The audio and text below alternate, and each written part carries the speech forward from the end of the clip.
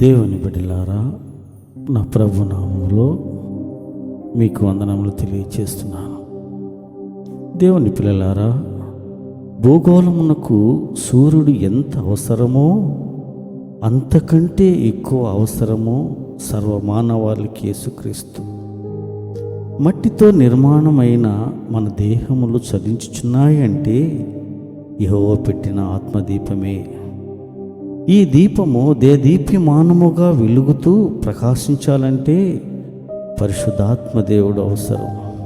అందుకే దావీదు ఇలా అంటాడు, నా దీపము వెలిగించువాడవు నీవే అని అంటాడు. ఈ దీపమును ఆర్పుకుంటే మనం ఆర్పుకోవాలి, కానీ దేవుడు ఆర్పడు. దేవుని చేత వెలిగింపబడిన దావీదు దీపమును వేవేల మంది శత్రువులు మరియు సౌలు అనేక మార్లు దావీదును చంపాలని ప్రయత్నం చేసి విఫలమైనారు.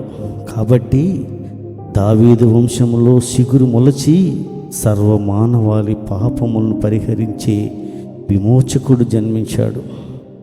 రెండవదిగా, యాకోబుని చంపాలని లాబాను తన బంధువులను వెంటబెట్టుకుని బయలుదేరితే దేవుడు లాబాను దగ్గరకు వచ్చి, నీవు మంచే కానీ చెడో కానీ యాకోబుతో పలకవద్దు, జాగ్రత్త అని హెచ్చరించాడు. కాబట్టి ఇజ్రాయెల్ గోత్రాలు ఆకాశ నక్షత్ర వల్ల అవటానికి కారకుడైనాడు యాకోబు.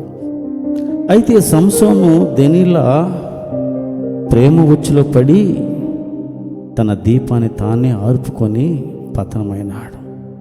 సో యోసేపు అలా కాదు, అలాంటి ఊపిలో పడిపోకుండా తన దీపమును కాపాడుకున్నాడు. కాబట్టి ఇజ్రాయెల్ వంశము పతనము కాకుండా నిలబడి పాలు తేనెలు ప్రవహించు దేశమును స్వతంత్రించుకున్నాడు. సో జ్యోతిర్మయుడైన దేవుని చేత వెలిగింపబడిన మన దీపములను మంచి ఒలివల నూనెతో నిత్యము ప్రకాశించుదాం. ఆమేన్, ఆమేన్, ఆమేన్.